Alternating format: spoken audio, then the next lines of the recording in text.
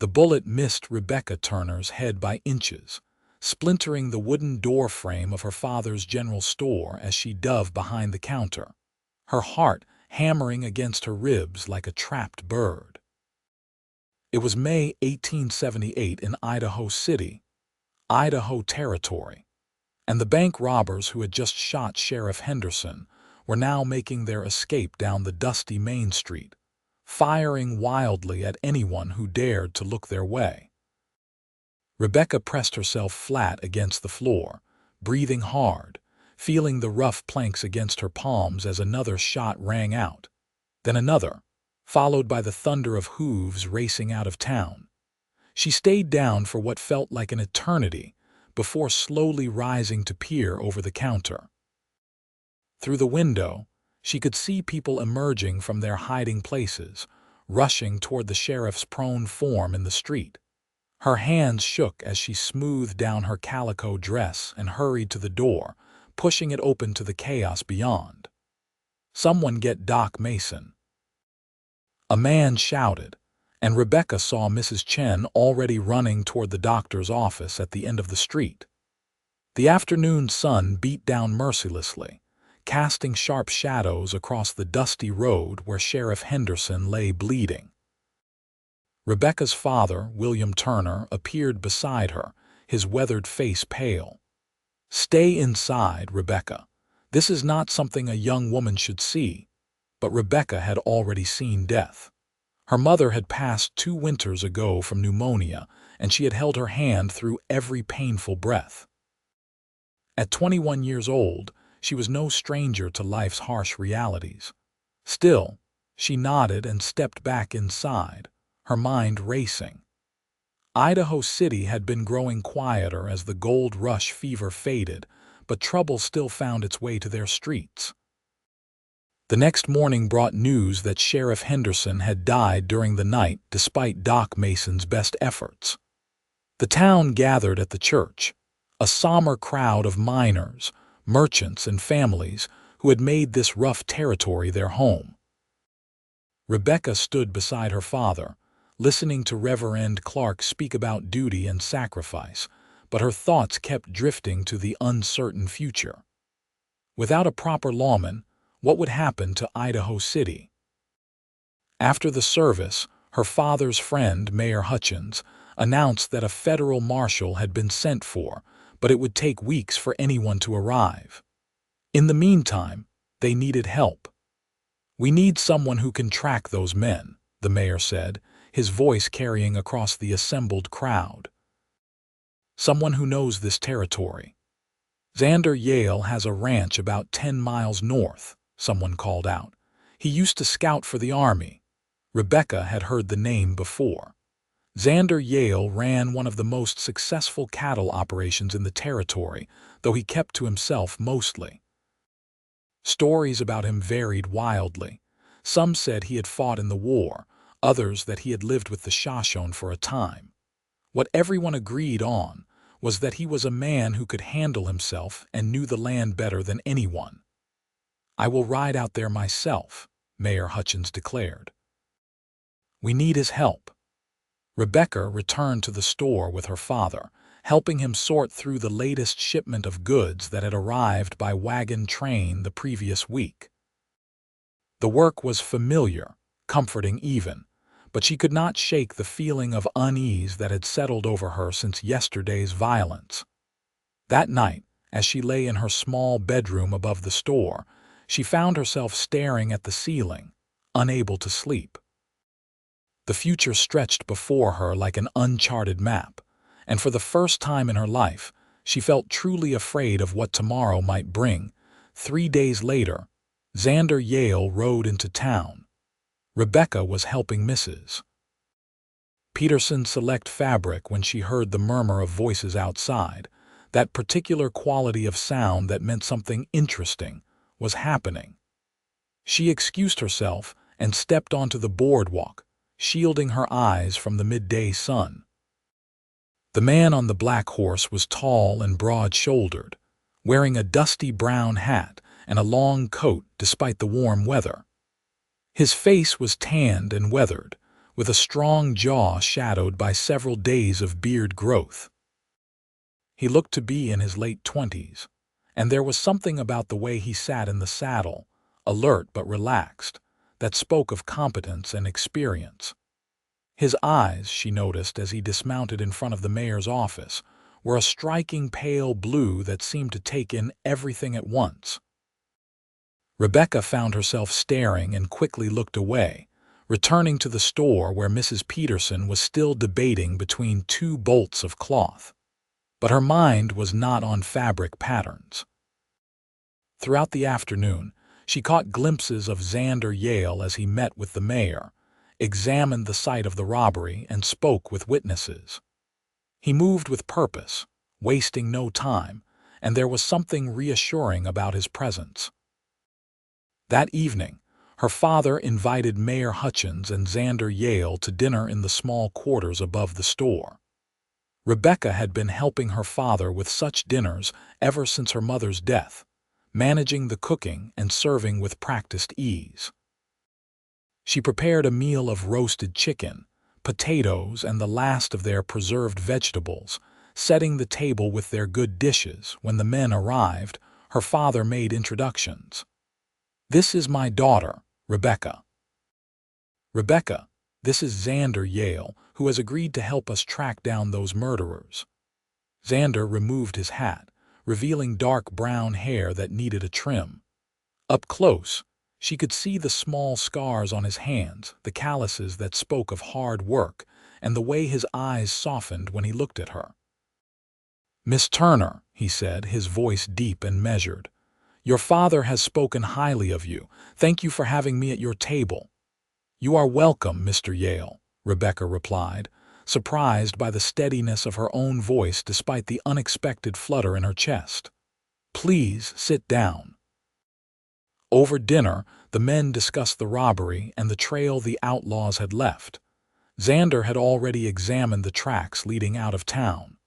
"4 men," he said, cutting his chicken with precise movements. "They headed northeast, probably thinking to lose themselves in the mountains. But they are not woodsmen. They have made mistakes, left signs. I can follow them." "How long will it take?" Mayor Hutchins asked. "Hard to say. Could be a week, could be more. They have a significant lead, but they are moving carelessly. That works in our favor." Rebecca poured coffee for the men, listening intently. She had always been interested in things beyond the confines of the store, though her father preferred she focus on what he called appropriate pursuits for a young woman.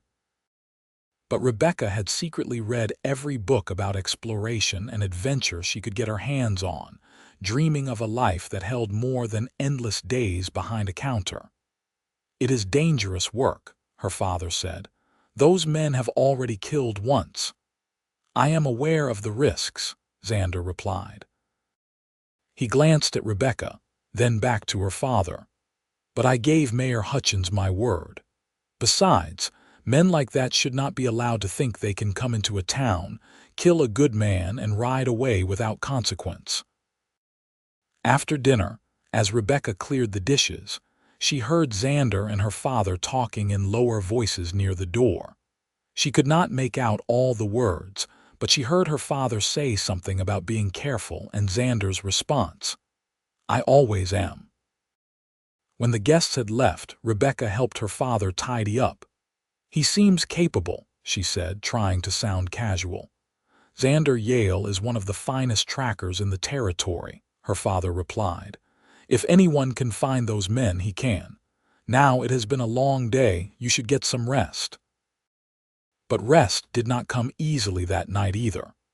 Rebecca lay in her bed, listening to the sounds of the town settling down for the evening, and thought about Xander Yale.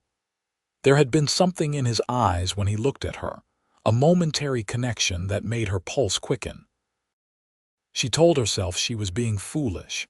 He was a rancher and a tracker, a man who lived a hard life in rough country. What could he possibly see in a shopkeeper's daughter?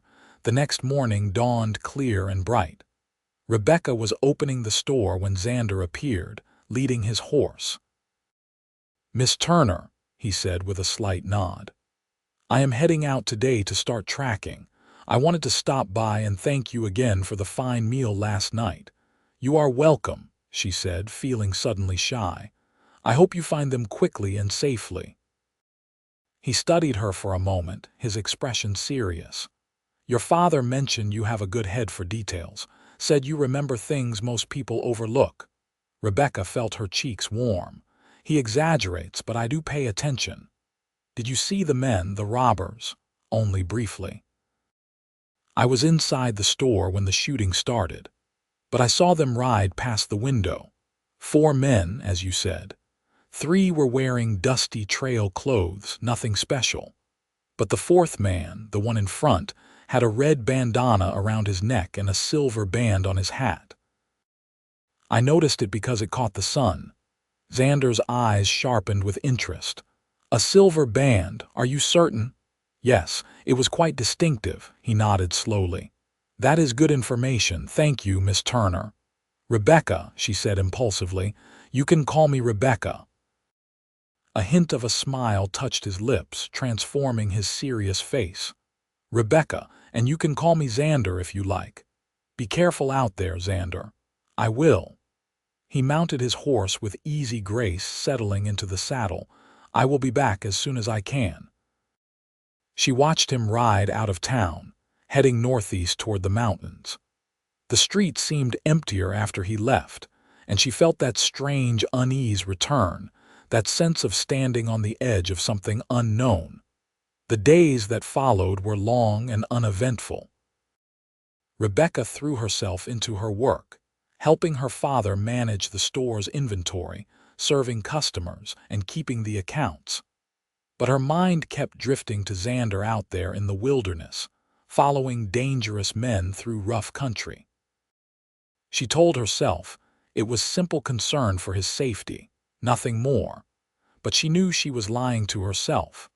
A week passed, then 10 days. Mayor Hutchins had no news and the town began to settle back into its normal rhythms, though there was an underlying tension that had not been there before. People were more cautious, more watchful. The deputy from the next county over had been spending time in Idaho City, but everyone knew he could not stay indefinitely. On the 11th day, Rebecca was helping Mr. Patterson load supplies into his wagon when she heard someone shout. She looked up to see a rider coming down the main street, moving fast. Her heart leaped when she recognized the black horse, but as Xander drew closer, she could see he was wounded. Blood stained his left sleeve, and his face was tight with pain. She ran toward him as he dismounted stiffly. You are hurt. It is not as bad as it looks, he said, though his voice was strained. I need to see the mayor. You need to see Doc Mason first, she insisted. Come on. She took his horse's reins with one hand and put her other hand lightly on his good arm, guiding him toward the doctor's office. People were gathering, asking questions, but Rebecca ignored them, focused on getting Xander help. Doc Mason took one look at him and ushered them inside. Bullet graze, Xander explained as the doctor cut away his sleeve. Caught me yesterday when I found their camp. There was a fight. 2 of them are dead, the other 2 got away, but they are wounded too. They will not get far. Doc Mason cleaned and bandaged the wound while Rebecca stood nearby, feeling useless and worried. The injury was indeed not as severe as all the blood had suggested, but it was still a raw, angry wound that made her wince in sympathy. You need rest, Doc Mason said firmly. That arm needs time to heal properly or you risk infection. I need to report to the mayor, Xander argued. You need to rest, Rebecca said, surprising herself with the firmness in her voice. The mayor can wait an hour. You look exhausted. Xander met her eyes and something passed between them, an understanding perhaps. All right, he said quietly. An hour. They ended up in the store's back room, where her father kept a small space for business meetings. Rebecca brought Xander water and some bread and cheese, watching as he ate with the mechanical efficiency of a man too tired to taste anything. His eyes were shadowed with fatigue, and now that the immediate crisis had passed, she could see just how worn down he was. "Tell me what happened," she said softly, sitting down across from him. Xander was quiet for a moment, then began to speak. His voice was low and steady as he described following the trail into the mountains, tracking the outlaws through pine forests and rocky passes. He had finally found their camp in a narrow canyon, but they had posted a lookout. There had been a confrontation, shots fired. 2 of the outlaws were killed in the fight, but the other 2 had escaped in the chaos. I followed them as far as I could, but I was losing blood and daylight. I had to turn back. He looked frustrated. "They got away." "But you found them," Rebecca pointed out. "You eliminated 2 of them, the other 2 are wounded and on the run. That is more than anyone else could have done." "It is not enough. They killed Sheriff Henderson. They should face justice." "And they will, but not if you kill yourself trying to track them down while you are injured." She leaned forward, her voice gentle but insistent. "You did everything you could, Xander. No one can ask more than that." He looked at her then, really looked at her, and she saw the exhaustion and something else in his eyes, something that made her breath catch. "You are kind to say so. I am saying what is true." Mayor Hutchins arrived, having heard the news, and Xander repeated his report. The mayor listened gravely, then nodded. "You have done us a great service, Xander. The federal marshal is expected within the week. He can take up the pursuit with fresh men and supplies." "I can go back out as soon as—" "No," the mayor interrupted. "Doc Mason says you need rest, and I agree. You have done more than your share. Let the marshal handle it from here." Xander looked like he wanted to argue, but finally nodded reluctantly. "All right." Rebecca's father, who had been listening from the doorway, spoke up. "Xander, you are welcome to stay in our guest room while you recover. It is small but comfortable, and we are right here in town if the marshal needs to speak with you." "I do not want to impose," Xander began, but Rebecca interrupted. "It is not an imposition. We have the space, and it makes more sense than you riding back to your ranch in your condition." Xander looked between them, then surrendered. "Thank you. I appreciate it." And so Xander Yale came to stay above the general store, in the little room that had once been William Turner's study before he converted it to guest quarters.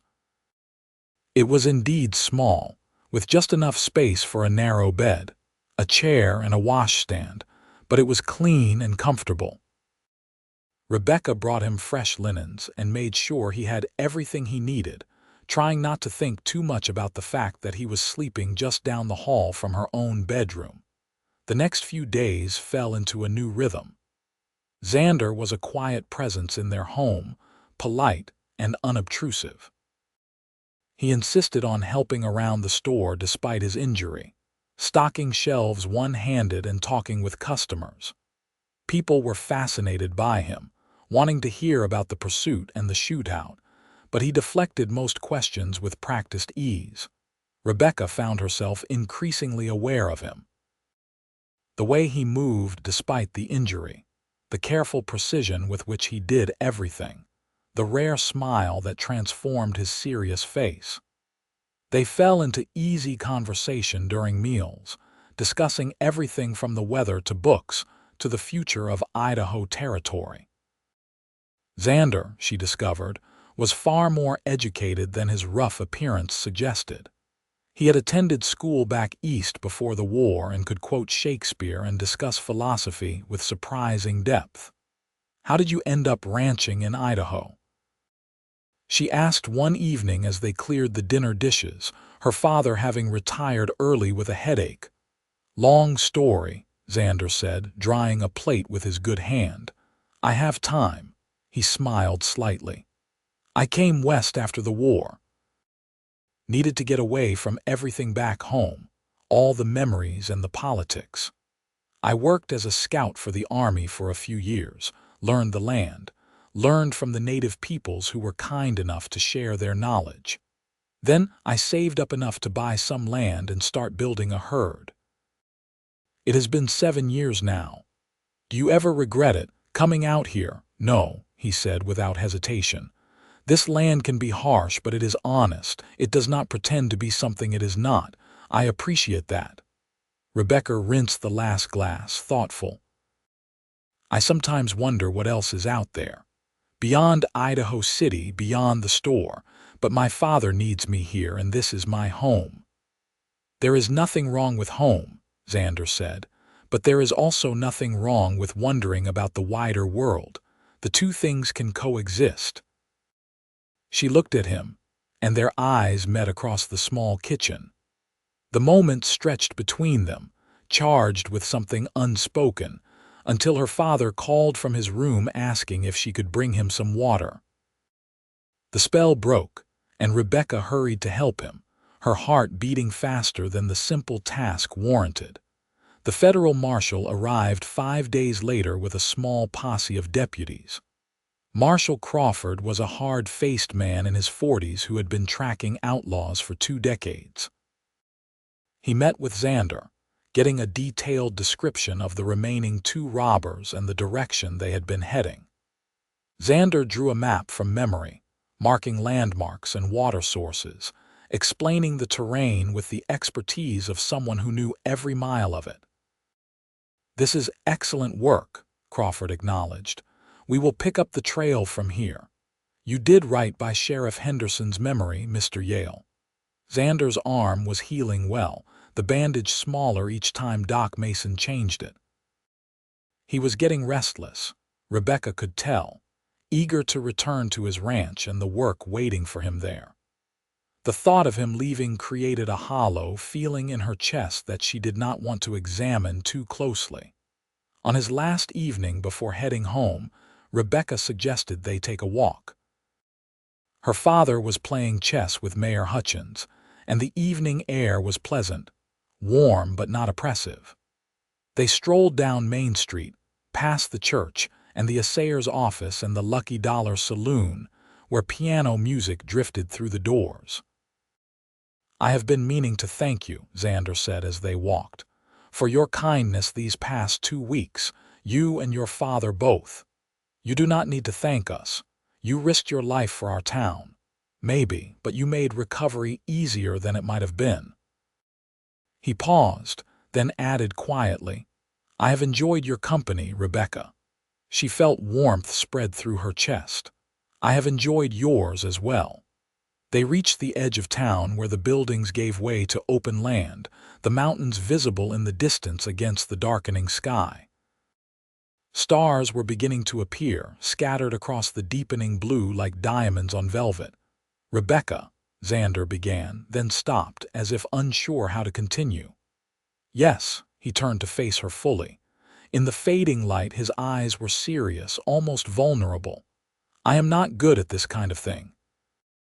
Words have never been my strength, but I want you to know that these days with you, they have meant something to me, more than I expected." Rebecca's heart was racing now. "They have meant something to me too.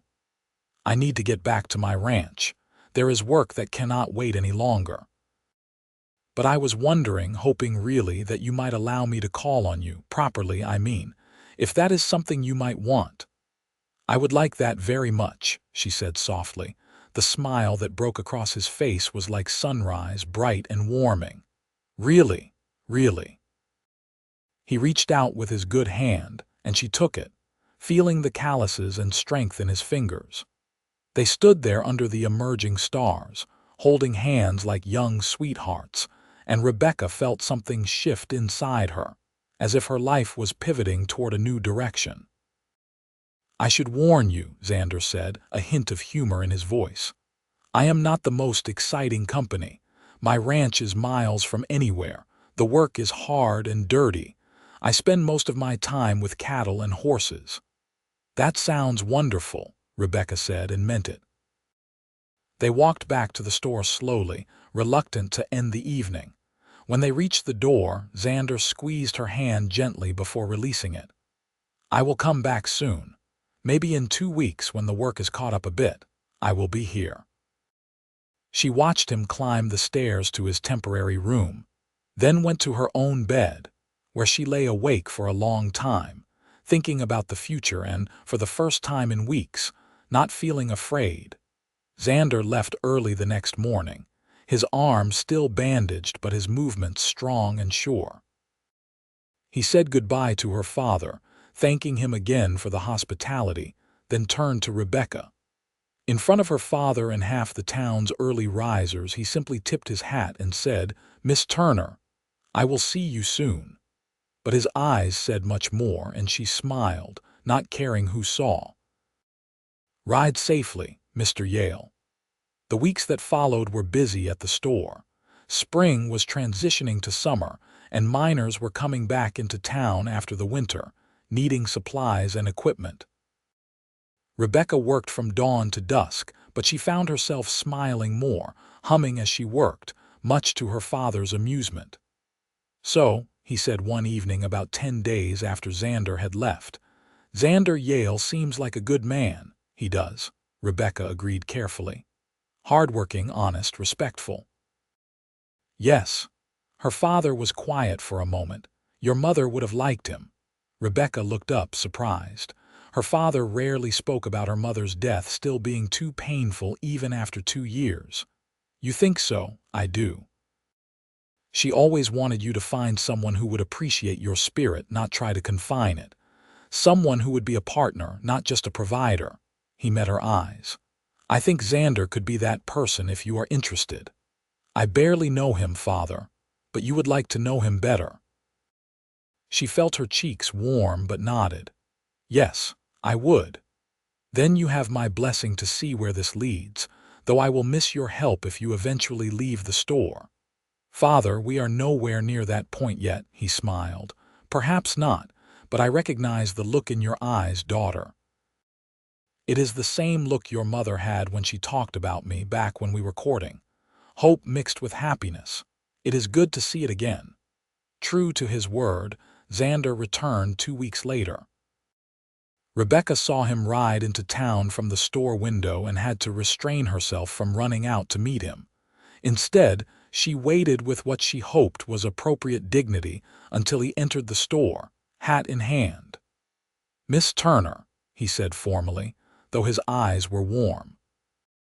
"I was wondering if you might like to join me for supper at the hotel restaurant this evening." "I would be delighted, Mr. Yale." Her father appeared from the storeroom, trying and failing to hide his smile. "Evening, Xander. Good to see you. I trust the ranch is doing well." "Very well, thank you, sir. I hope you do not mind me stealing your daughter for the evening." "Not at all. You two have a nice time." Rebecca changed into her best dress, a deep green cotton with ivory lace at the collar and cuffs. It was several years old but still in good condition, and she knew the color suited her dark hair and fair skin. She brushed her hair until it shone, then pinned it up carefully, leaving a few soft curls framing her face. Xander was waiting downstairs, wearing clean clothes and with his hair neatly combed. His arm was out of the bandage now, though she could see he still favored it slightly. When he saw her, something flickered in his eyes that made her pulse quicken. "You look beautiful," he said simply. "Thank you. You look very handsome yourself." They walked to the hotel together, and if people stared or whispered as they passed, Rebecca did not care. The hotel dining room was the finest establishment in Idaho City, with real tablecloths and a menu that offered more than stew and beans. Xander held her chair for her, and they settled in, suddenly shy with each other now that they were on an official courting outing. But the awkwardness faded as they talked. Xander told her about his ranch, about the new calves being born and the expansion he was planning. He spoke about his dreams of building something lasting, a legacy that would outlive him. Rebecca talked about the store, about the satisfaction of keeping accurate accounts, and the pleasure of helping customers find exactly what they needed. She told him about her mother and the hole her death had left, about her fears for her father growing old. "He is strong," Xander assured her, "but I understand your worry. It is hard to watch the people we love face mortality. Did you lose someone? In the war? His expression grew distant. My brother. He was younger than me by 3 years. We joined up together, fought together. He died at Shiloh and I could not save him. That is part of why I came west. Everything back home reminded me of him. Rebecca reached across the table and touched his hand. I am so sorry. It was a long time ago. The pain fades, though it never fully disappears. But you learn to carry it, to live with it. Your father has learned that too, I think. He has. But I wish I could do more for him. You do more than you know just by being there. That kind of steady presence, that is worth more than gold. They lingered over dinner, talking until the other diners had left and the staff began giving them pointed looks. Finally, they walked back through the warm night, the streets quiet except for the noise from the saloons. Rebecca, Xander said as they approached the store, I know this is moving fast. We have only known each other a few weeks, but I feel something when I am with you, something I have not felt before, like I can be fully myself, no pretense needed. I feel that too, she admitted. It is strange and wonderful at the same time. I want to keep seeing you if you are willing. I will come to town as often as I can, and maybe when you feel ready you could visit the ranch, see the life I am building there. I would like that. He smiled and she saw joy in his face, unguarded and real. Good, that is very good. They stood at the door to the store, neither wanting to say goodbye. Finally, Xander lifted her hand and kissed it gently, his lips warm against her skin. Good night, Rebecca. Good night, Xander. She watched him walk to the stable where his horse was boarded, then climbed the stairs to the living quarters, her hand still tingling where he had kissed it. Her father looked up from his newspaper and smiled knowingly, but said nothing, for which she was grateful. Some feelings were too new and precious to be put into words yet. The courtship unfolded over the following months in a pattern of visits and letters. Xander would come to town every 2 weeks or so, and they would have dinner or take long walks together, exploring the area around Idaho City. He showed her places she had never been despite living there her whole life. A hidden waterfall in the foothills, a meadow where wildflowers grew so thick they looked like a painted carpet, a viewpoint where you could see for miles across the territory. Rebecca learned more about him with each meeting. She learned that he loved literature and kept a small library at his ranch, that he had a dry sense of humor that emerged when he was comfortable, that he was fiercely loyal to the few people he let into his life. She learned that he had nightmares sometimes about the war and his brother's death, though he did not speak of them directly. She learned that he was gentle with animals and patient with the young hands who worked for him, that he believed in treating everyone fairly regardless of their background. Xander learned about her too. He learned about her love of reading and her secret dreams of travel, about her talent for mathematics that her father relied on to keep the store's books, about her mother's death, and how it had forced her to grow up quickly.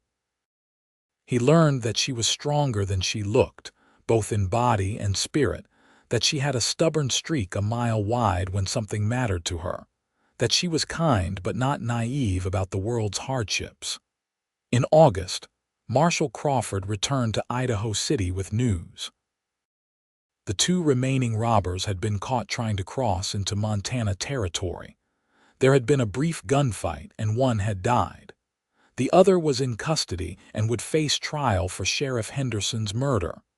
Justice has been served, the marshal told the assembled town. Thanks in large part to Xander Yale's tracking. Without his work, those men might have escaped entirely. People came to congratulate Xander, who accepted their thanks with quiet grace. But Rebecca could see the tension in his shoulders, the darkness in his eyes. That night, after most of the celebration had died down, she found him sitting alone on the bench outside the church, staring at the mountains. "You are not happy," she said softly, sitting beside him.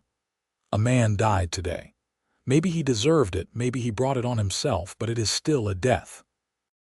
And Henderson is still gone, and nothing we do will bring him back. So no, I am not happy. Justice was served, yes, but that does not make any of this feel good. Rebecca took his hand, intertwining her fingers with his. You are a good man, Xander Yale, a truly good man. He looked at her, and in his eyes she saw pain and honesty. I try to be, but sometimes I wonder if good is enough in a world this harsh. It has to be. Otherwise, what hope do any of us have? They sat there in silence as the sun set behind the mountains, painting the sky in shades of orange and purple. And Rebecca felt something solidify inside her, a certainty she had been building toward for months. She was falling in love with this man, with his strength and his vulnerability, with his honor and his doubts. She was falling in love, and it was terrifying and exhilarating all at once. In September, Xander invited her to visit his ranch for the first time. Her father agreed to spare her for a weekend, and on a bright Saturday morning, she rode out with Xander in his wagon, excited and nervous. The ranch was beautiful. Set in a broad valley with mountains rising on three sides, it consisted of a sturdy ranch house built from logs, a large barn, several outbuildings, and extensive corrals where cattle grazed peacefully. Xander had planted trees around the house, cottonwoods and pines that provided shade, and there was even a small vegetable garden that he admitted he neglected more than he should. It is not fancy, he said as he helped her down from the wagon, but it is mine, built with my own hands and sweat. It is wonderful, Rebecca said honestly, looking around with delight. I can see all the work you have put into it. He showed her around, introducing her to his 3 ranch hands, young Tom Sullivan, middle-aged Carlos Mendez, and elderly Frank Ross, who had worked cattle all his life. They were respectful and welcoming, clearly curious about this woman their boss had brought home. The ranch house interior was sparse but clean, with sturdy furniture and that library he had mentioned, books lining shelves on one whole wall. There were few personal touches, no curtains on the windows or rugs on the floor, but the bones of it were good. It needs a woman's touch, Xander said, almost apologetically. I am not much for decorating. It needs love, Rebecca said, but the foundation is solid. That is what matters. They spent the day riding around the property, Xander showing her his favorite spots and explaining his plans for expansion. He wanted to build up the herd, improve the breeding stock, maybe even start raising horses in addition to cattle. He spoke with passion about the land and his vision for it, and Rebecca found herself caught up in his enthusiasm, asking questions and offering suggestions. That evening they sat on the porch as the sun set, drinking coffee and watching the cattle settle down for the night. The peace of the place seeped into Rebecca's bones, the quiet broken only by natural sounds, wind in the trees, cattle lowing softly, the distant call of an owl. I love it here, she said softly. I can see why you chose this place. It chose me in a way, Xander replied. The moment I saw this valley, I knew it was where I was meant to be. He paused, then added quietly, but it has felt incomplete, like something was missing. Now I know what that was. What? He turned to look at her, his expression serious and tender. Someone to share it with, you, Rebecca. I want to share this with you, her breath caught. Xander. I know we have not been courting long, just a few months, but I am 30 years old and I have never felt about anyone the way I feel about you. You make me want to be better, to build something that lasts. You make this place feel like a real home instead of just a house and some land. I feel the same, she whispered. When I am with you, I feel more like myself than I ever have, like I do not have to pretend or hide any part of who I am. He reached over and took her hand. Then marry me. I am not saying it has to be tomorrow or next week. Take whatever time you need, but say yes, and we will figure out the rest together." Rebecca looked at him, at this strong, honest man who had come into her life so unexpectedly and changed everything. And she thought about tomorrow, about all the tomorrows stretching ahead, and for the first time in so long they did not seem frightening. With Xander beside her, the future looked bright with possibility. "Yes," she said. "Yes, I will marry you." The joy on his face was worth everything. He stood and pulled her to her feet, then kissed her properly for the first time. It was gentle and passionate, tentative and sure all at once, and Rebecca felt her whole body respond, her heart racing and her skin tingling with awareness. When they finally pulled apart, both were breathless. "I will try to make you happy every day of your life," Xander promised, "and I will try to do the same for you." They stayed on the porch late into the night, making plans and dreaming together.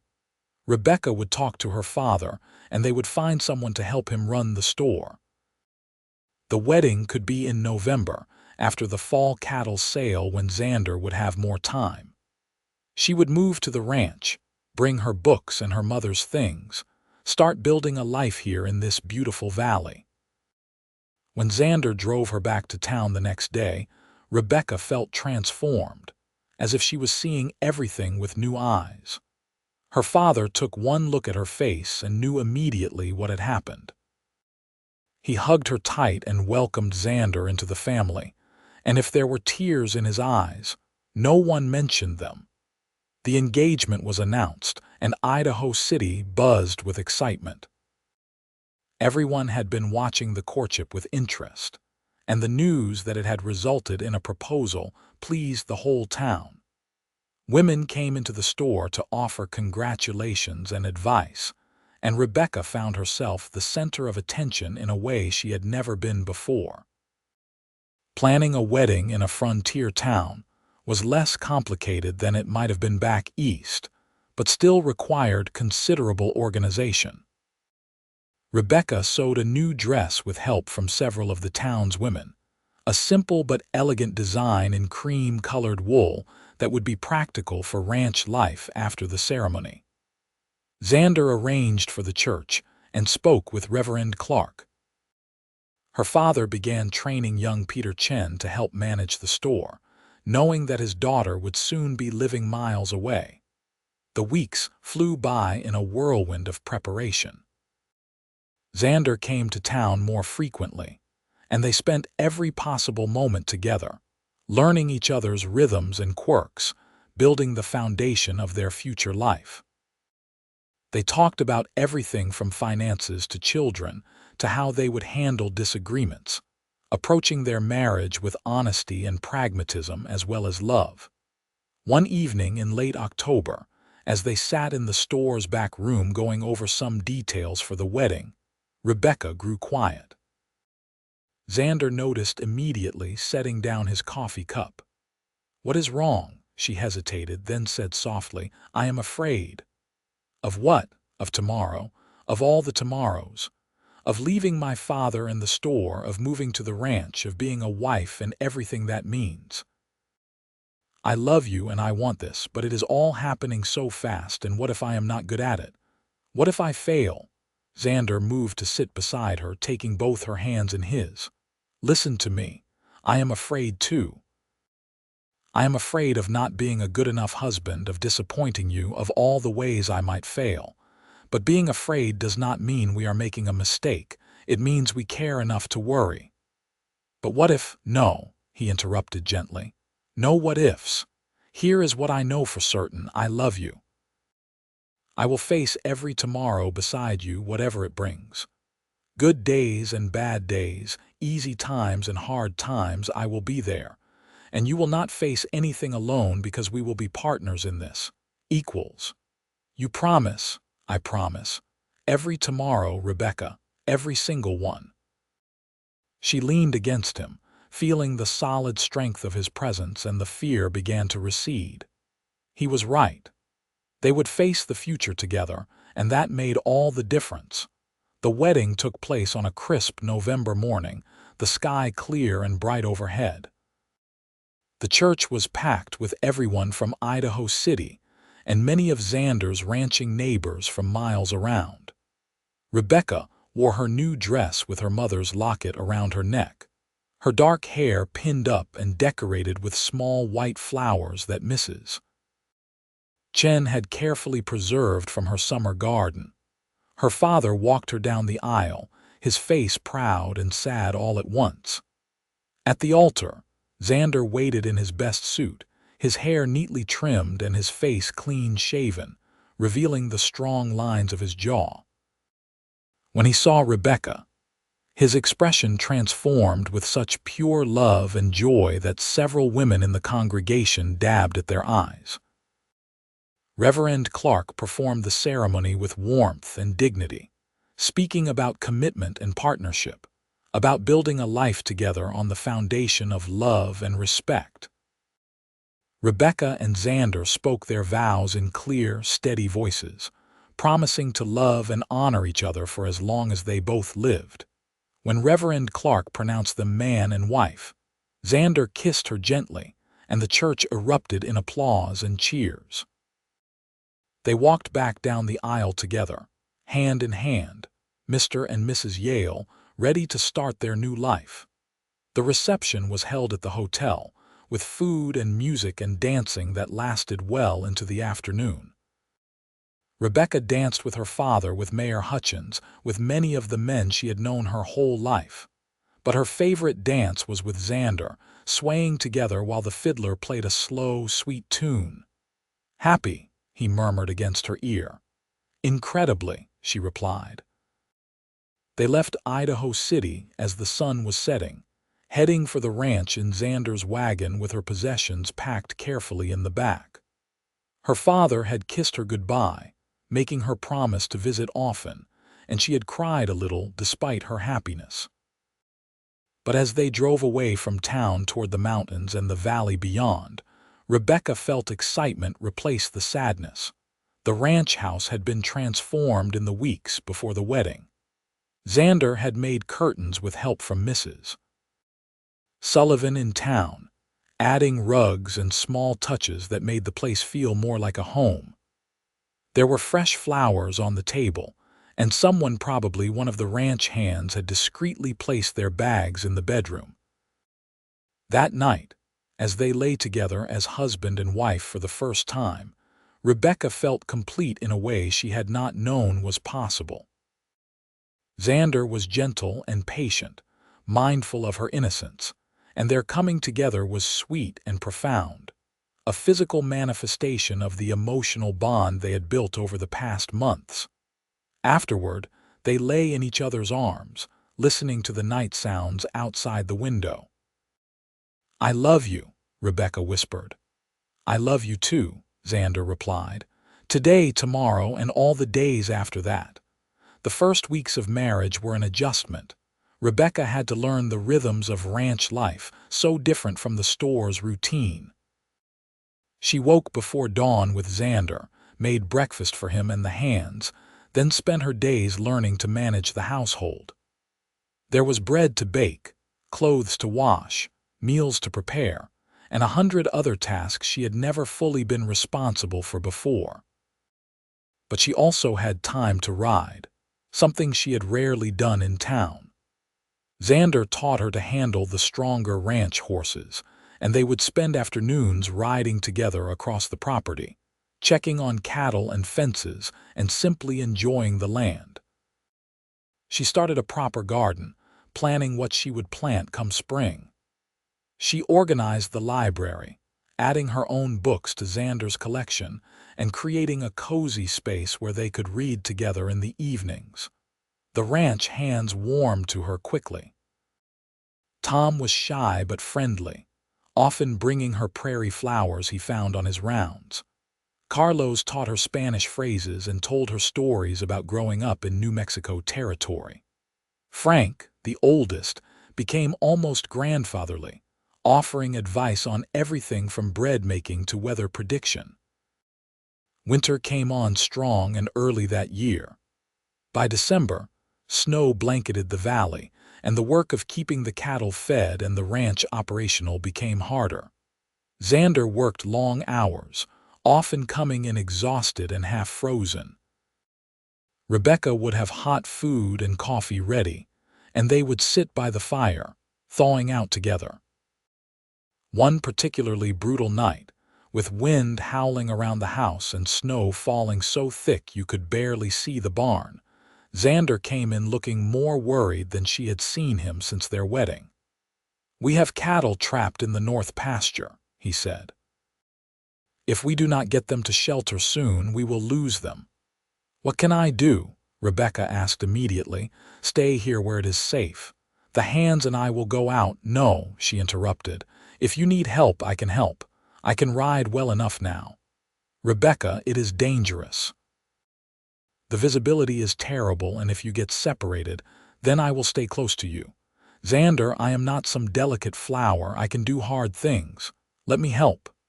He studied her face, then nodded slowly. "All right, but you stay with me, understand, right by my side." They bundled up in every warm thing they owned and headed out into the storm with Carlos and Tom. Frank stayed behind, too old for this kind of work. The world was a whiteout, snow stinging their faces and the cold so intense it hurt to breathe. But they pushed on, following Xander's knowledge of the land, and eventually found the small herd huddled against a fence line, bawling in distress. Getting them moving and herded toward the barn was exhausting, terrifying work. Several times, Rebecca thought she would lose her grip on the reins or her sense of direction entirely. But Xander was always there, his voice calling out encouragement and instruction, and slowly, painfully, they managed to drive the cattle to safety. Back in the house hours later, drinking coffee with shaking hands while feeling returned to their frozen limbs, Xander pulled Rebecca close. "You were amazing out there, brave and strong and everything I could have hoped for. We are partners," she reminded him. "That means we face everything together, remember? Good and bad. I remember. Every tomorrow." Christmas came quietly. They could not make it to town through the snow, so they celebrated alone, exchanging simple gifts. Rebecca had knitted Xander a thick scarf, and he had carved her a beautiful jewelry box from pine, with her initials carefully worked into the lid. They rode together by the fire, made love, talked about their hopes for the coming year. It was simple and perfect. The new year, 1879, arrived with clear skies and cold so sharp it made the snow crunch underfoot. In January, Rebecca realized she had not had her monthly courses in some time. When she mentioned it hesitantly to Xander one evening, his face lit up with such joy she could not help but laugh. "A baby," he said wonderingly. "We are having a baby, I think so. I will talk to Doc Mason next time we can get to town, but yes, I believe so." He kissed her deeply, then dropped to his knees and pressed his face against her still flat stomach. "Hello in there," he said softly. "I am your father. I cannot wait to meet you." Rebecca ran her fingers through his hair, overwhelmed with love and happiness. "You are going to be a wonderful father." The pregnancy progressed smoothly. When they finally made it to town in late February, and Doc Mason confirmed what they already knew, the whole town celebrated with them. Her father was beside himself with joy at the prospect of becoming a grandfather, and even Xander's usually stoic ranch hands grinned and offered congratulations. Spring arrived, bringing the muddy mess of snowmelt but also the promise of new life. Rebecca's belly grew round, and she moved through her days with increasing awkwardness but also increasing excitement. Xander was attentive and protective, almost comically so, fretting over every little thing until she had to gently remind him that women had been having babies since the beginning of time. In late June, her father came to stay at the ranch for a while, wanting to be close when the baby arrived. He and Xander got along well, spending evenings discussing politics and books while Rebecca sewed tiny clothes and organized the nursery they had prepared in the smallest bedroom. The labor began on a hot July afternoon. Mrs. Sullivan, who had assisted at many births, came to help along with Doc Mason, who rode out from town. Xander paced the main room anxiously while Rebecca labored in their bedroom, supported by the other women. It was long and hard, more painful than anything Rebecca had ever experienced, but she thought of Xander's promise and held on to it. Every tomorrow, he had said. They would face every tomorrow together, and this was just another tomorrow, another challenge to overcome. She pushed when told to push, breathed when told to breathe, and finally, as the sun was setting outside, brought new life into the world. "It is a boy," Doc Mason announced, holding up the squalling infant. "A healthy, strong boy." Rebecca collapsed back against the pillows, exhausted and exhilarated, and listened to her son's first cries. Mrs. Sullivan cleaned him quickly and wrapped him in a soft blanket, then placed him in Rebecca's arms. He was small and red-faced and absolutely perfect, with a wispy covering of dark hair and eyes that seemed to look right at her. "Hello," she whispered. "Hello, little one, I am your mother." The door burst open and Xander appeared, his face wild with concern. "Rebecca, are you all right?" "I am fine. Come meet your son." He approached almost reverently, staring down at the baby in her arms with wonder. "He is so small. He will grow. Do you want to hold him?" Xander took the baby carefully, cradling him against his chest with surprising gentleness for such a large man. "Hello, son," he said, his voice thick with emotion. "I am your father. I promise to protect you and love you and teach you everything I know. Welcome to the world." They named him Matthew David Yale after both their fathers. Matthew grew quickly, a healthy baby who rarely cried and seemed fascinated by everything around him. He had Xander's blue eyes and Rebecca's dark hair, and both parents doted on him shamelessly.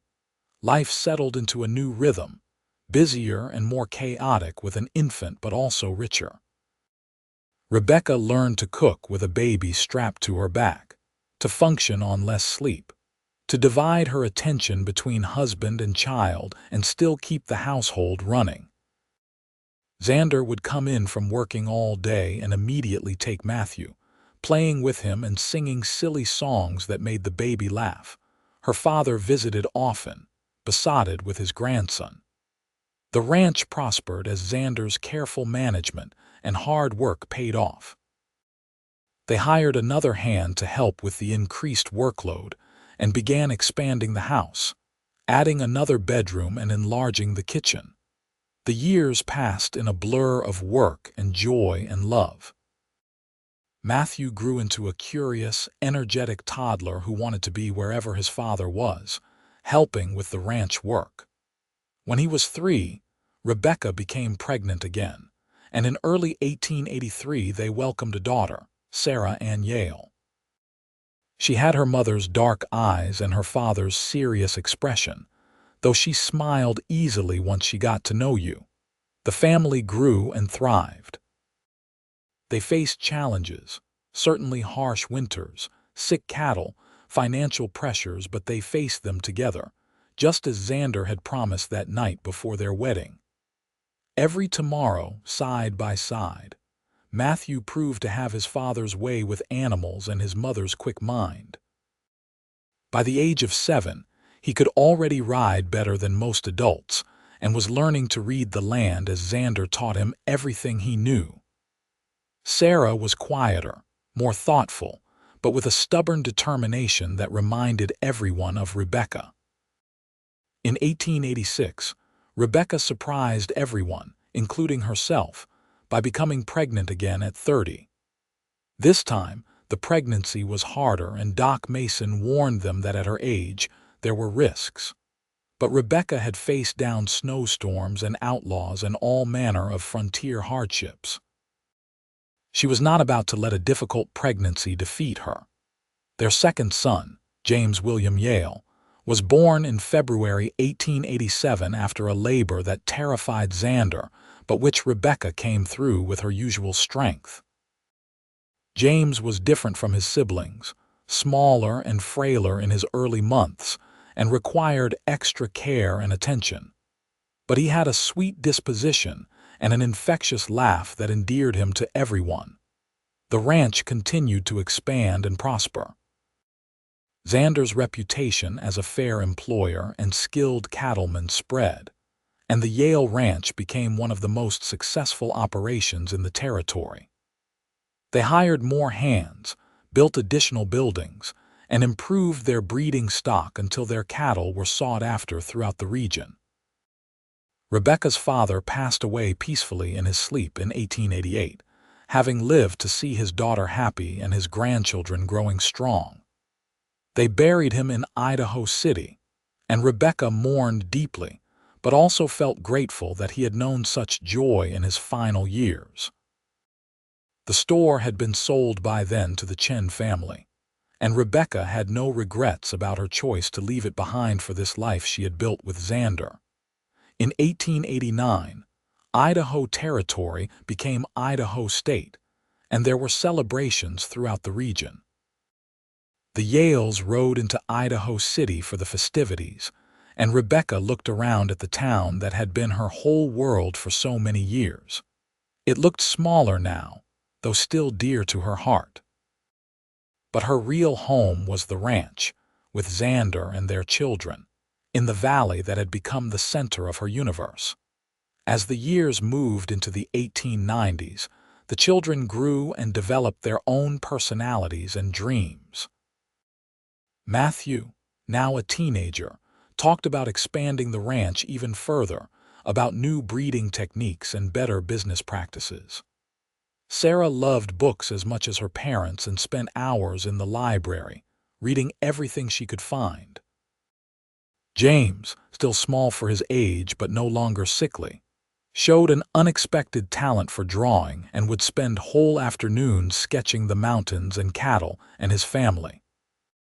One evening in the summer of 1892, after the children were asleep and the ranch was quiet, Rebecca and Xander sat on the porch as they had done countless times before. They were older now, both in their mid-30s, with the marks of hard work and frontier life showing on their faces and hands. But they were still deeply in love, still partners in every sense of the word. "You remember the night before our wedding?" Rebecca asked, holding Xander's hand. "When I told you I was afraid of tomorrow." "I remember everything about those days," Xander replied. "Why?" "I was thinking about how you promised to face every tomorrow beside me. And you have, Xander, every single one. Even when it was hard, even when we did not know how we would make it through, you have been there." "We have been there," he corrected gently. "It has never been just me." "You are the strongest person I know, Rebecca Yale. You have faced down everything this land has thrown at us with courage and grace. I am the lucky one in this partnership." "I think we are both lucky," she said, leaning against him. "I am not afraid anymore, you know, of tomorrow or any of the days to come, because I know we will face them together." "Always," he promised, kissing the top of her head. "Always together." They sat in comfortable silence, watching the stars emerge in the darkening sky. From inside the house, they could hear the faint sounds of their children sleeping, the next generation of Yales who would carry on what they had built. The cattle were quiet in the pastures. A gentle breeze rustled the cottonwood trees. Everything was peaceful. Life continued on its steady course. The children grew into young adults, each finding their own path, but staying close to the family. Matthew took over more and more of the ranch operations as Xander began to slow down a bit, not from any illness but simply from decades of hard physical labor taking their toll. Sarah married a schoolteacher from Boise in 1898, a kind man who appreciated her intelligence and shared her love of learning. They settled in Idaho City, where Sarah opened a small library, fulfilling a dream she had nurtured for years. James, to everyone's surprise, showed an aptitude for business and began handling the ranch's financial affairs and sales negotiations. His artwork remained a hobby, but his sketches of ranch life became treasured family possessions, capturing moments and memories in ways words never could. In 1900, Matthew married a rancher's daughter from the next valley over, a spirited young woman named Clara who reminded everyone of Rebecca. They built a house on the Yale property and began raising their own family, giving Rebecca and Xander their first grandchildren, twin girls born in 1901. Rebecca took to being a grandmother with the same enthusiasm she had brought to everything else in her life. She doted on the twins, Caroline and Catherine, and loved watching Matthew and Clara navigate parenthood with the same mixture of joy and exhaustion she remembered from her own early years as a mother. The turn of the century brought changes to Idaho and the West. The frontier was closing, towns growing more settled and civilized. The railroad had reached Idaho City decades earlier, connecting them more easily to the outside world. Automobiles were beginning to appear, though they were still rare in the mountains. The wild days were fading into history, though the land itself remained as beautiful and challenging as ever. In the spring of 1905, Xander fell ill with pneumonia. It hit hard and fast, and for several terrifying days, Rebecca thought she might lose him. She sat by his bedside day and night, refusing to leave, holding his hand and talking to him even when he was too fevered to respond. The children took turns helping her, bringing food and water and taking over the ranch work, but Rebecca would not be moved from his side. On the fourth night, when his fever finally broke, Xander opened his eyes and looked at her clearly for the first time in days. "You are still here," he said weakly. "Where else would I be?" Rebecca replied, tears streaming down her face. "Every tomorrow, remember. I am not done facing them with you yet."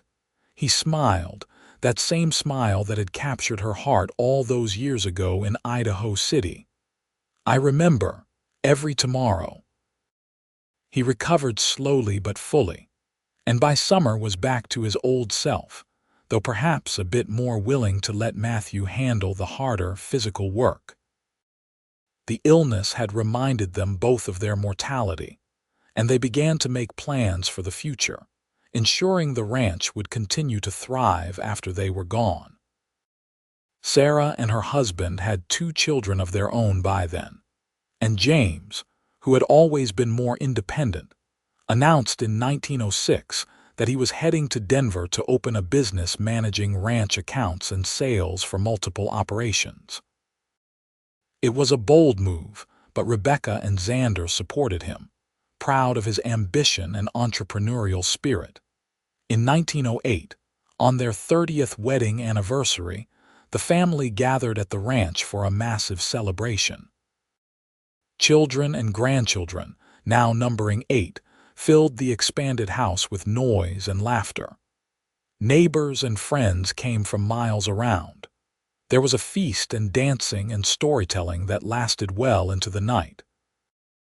Rebecca stood in the middle of the chaos, watching Xander play with his granddaughters, watching Matthew and Clara manage their own brood, watching Sarah's children run wild with their cousins, and felt complete contentment. This was what they had built together, not just a successful ranch, but a family, a legacy, a life rich with love and meaning. That night, after everyone else had gone to bed or headed home, Rebecca and Xander walked out to their favorite spot on the property, a small rise that overlooked the entire valley. The moon was bright, casting silver light across the land they had worked so hard to tame and nurture. 30 years, Rebecca said wonderingly. Where did the time go? Into this, Xander replied, gesturing at the ranch spread out below them, at the house lit warmly from within, at the barns and corrals and grazing cattle. Into everything we built together. No regrets, not a single one. You? Rebecca thought about the life she might have had if she had stayed behind the counter of her father's store, if Xander Yale had never ridden into Idaho City seeking help tracking outlaws, if she had let her fear of tomorrow keep her from taking the risk of loving him. No regrets, she said firmly. Not one. They stood there together, husband and wife, partners in every sense, and watched the night sky. Somewhere in the distance, a coyote howled. The cattle shifted peacefully in their sleep. Inside the house, their grandchildren were already dreaming of their own tomorrows. The years continued their steady march forward. More grandchildren arrived. The ranch adapted to changing times and new technologies, and Rebecca and Xander grew older together with the same grace they had brought to everything else. They weathered more storms, both literal and figurative, but they weathered them together, just as promised. In 1915, they celebrated Matthew's 40th birthday, marveling at how their little boy had become this capable, confident man with a family of his own. Sarah's library in Idaho City had become a beloved community institution. James's business in Denver was thriving, and he returned home several times a year, always with new stories about the changing world beyond their valley. Rebecca's hair had gone completely silver, and Xander's face was deeply lined, but they still walked hand in hand every evening, still sat on the porch talking until dark, still loved each other with the same depth and passion they had felt as young newlyweds. Age had not diminished their connection. If anything, it had strengthened it, adding layers of shared experience and understanding. On a warm evening in June 1918, as they sat on that same porch where they had spent so many hours over the decades, Rebecca leaned against Xander's shoulder and sighed with contentment. "Do you remember when I whispered that I was afraid of tomorrow?" she asked. "That night before our wedding." "I remember," Xander said, his arm around her shoulders. "You were so worried about all the unknowns, all the changes. And you promised to face every tomorrow beside me, every single one." "I did, and I have kept that promise, have I not?" "You have," Rebecca said softly. "Through everything, the storms and the struggles, the births and the deaths, the joys and the sorrows, you have been right beside me. And you know what? What? I am not afraid anymore. Not of tomorrow, not of the future, not of anything. Because I know that whatever comes, we will face it together. We always have and we always will." Xander kissed her forehead gently. "Always," he agreed. "For every tomorrow we have left, and that is a promise I will keep until my last breath." They sat together as the sun set behind the mountains, painting the sky in brilliant shades of orange and gold. The ranch was quiet except for the natural sounds they had lived with for 4 decades. Wind in the trees, cattle settling down, the distant bark of a dog. Inside the house, one of their grandchildren was practicing piano, the notes drifting through the open windows. This was their life, built from nothing but love and hard work and the promise to face every tomorrow together. It had not always been easy, but it had always been worth it. They had created something lasting, something beautiful, something that would continue long after they were gone. Rebecca thought about that young woman who had hidden behind the counter of her father's store, terrified by gunfire and uncertainty. She thought about the rancher who had promised to stand beside her through whatever came. And she smiled, grateful for every moment, every choice, every tomorrow they had faced together. The stars began to appear, one by one, and Xander pointed out the constellations as he had done countless times before, his voice warm and familiar. Rebecca listened, holding his hand, and knew with absolute certainty that this was exactly where she was meant to be, who she was meant to be with, and how she was meant to live. Every tomorrow he had promised, and every tomorrow he had delivered. What more could anyone ask from a life or a love than that? Nothing, Rebecca thought. Absolutely nothing. They had faced their fears together and built something beautiful from them. They had turned tomorrow from something to dread into something to celebrate. And they had done it all together, side by side, just as promised. As the night deepened and they eventually made their way inside to their bed, Rebecca felt only peace and gratitude. The future would bring what it would bring: more changes, more challenges, perhaps more sorrows along with the joys. But she would face it all with Xander beside her, and that made everything possible, everything bearable, everything worthwhile. Their story was one of love conquering fear, of partnership overcoming obstacles, of two people choosing each other every single day and building a life that would echo through generations. It was a story of the American West in all its harsh beauty. But more than that, it was a story of the human heart's capacity to find courage in connection and strength in love. And so they lived, day by day and tomorrow by tomorrow, until the end of their days, together always, just as promised, in the valley they had made their home and filled with love.